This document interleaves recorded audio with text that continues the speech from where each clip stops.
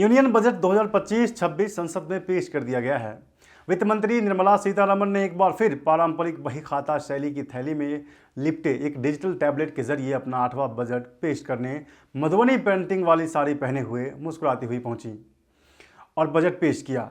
लेकिन महत्वपूर्ण सवाल ये है कि इस बजट में आपके लिए क्या है, मिडिल क्लास, युवाओं, किसानों के लिए क्या है। आइए इस पर विस्तार से बात करते हैं। नमस्कार, मेरा नाम विश्वजीत कुमार है और आप देख रहे हैं द कंक्लूसिव इंडियन।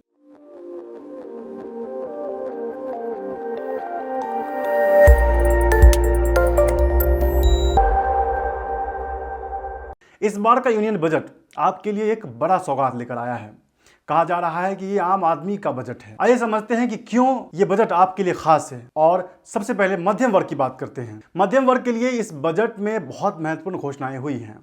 जैसे अब 12 लाख की कमाई पर आपको कोई टैक्स नहीं देना होगा।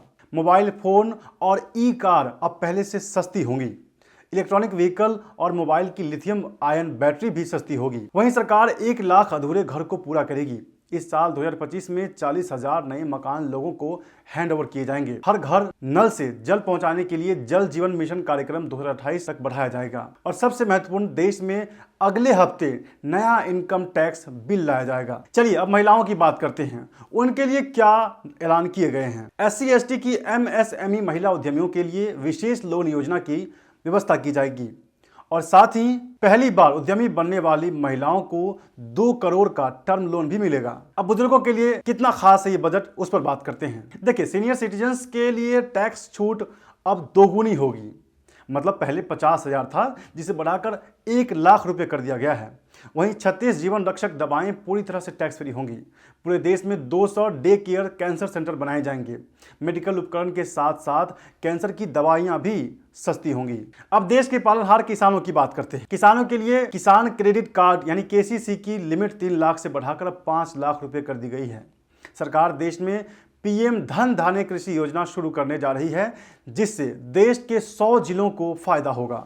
वहीं डेयरी और मछली पालन के लिए अब 5 लाख रुपए तक का लोन भी मिलेगा। समुद्री उत्पाद सस्ते होंगे। कस्टम ड्यूटी 30% से घटाकर 5% कर दी गई है। अंडमान निकोबार और गहरे समुद्र में मछली पकड़ने को बढ़ावा मिलेगा। बिहार के किसानों की मदद के लिए मखाना बोर्ड का गठन भी किया जाएगा। मिथिलांचल में पश्चिमी कोसी नहर परियोजना शुरू होगी, जिससे 50,000 हेक्टेयर क्षेत्र के किसानों को फायदा होगा। कपास उत्पादन के लिए 5 साल की कार्य योजना पर सरकार कार्य करेगी, जिसमें प्रोडक्शन और मार्केटिंग पर फोकस किया जाएगा। असम के नामरूप में नया यूरिया प्लांट लगाने की भी घोषणा हुई है। अब देश की शक्ति युवाओं की बात करते हैं, यानी आपकी बात करते हैं। युवाओं को स्टार्टअप के लिए 10,000 करोड़ रुपए का फंड बनाने की बात की गई है। वहीं 500 करोड़ रुपए से 3 आर्टिफिशियल इंटेलिजेंस एक्सीलेंस सेंटर बनाने की भी बात हुई है। मेडिकल एजुकेशन में अगले 5 साल में 75,000 सीटें बढ़ाई जाएंगी।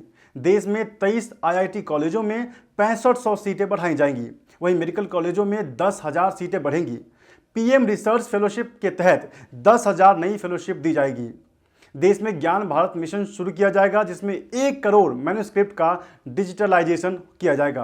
पटना IIT में हॉस्टल सुविधाएं बढ़ाई जाएगी। स्किल डेवलपमेंट के लिए 5 राष्ट्रीय स्तर के सेंटर बनाए जाएंगे। वहीं सभी सरकारी माध्यमिक विद्यालयों और प्राथमिक स्वास्थ्य केंद्रों को ब्रॉडबैंड कनेक्टिविटी भी दी जाएगी। कहा जा रहा है कि ये बजट आम आदमी का बजट है।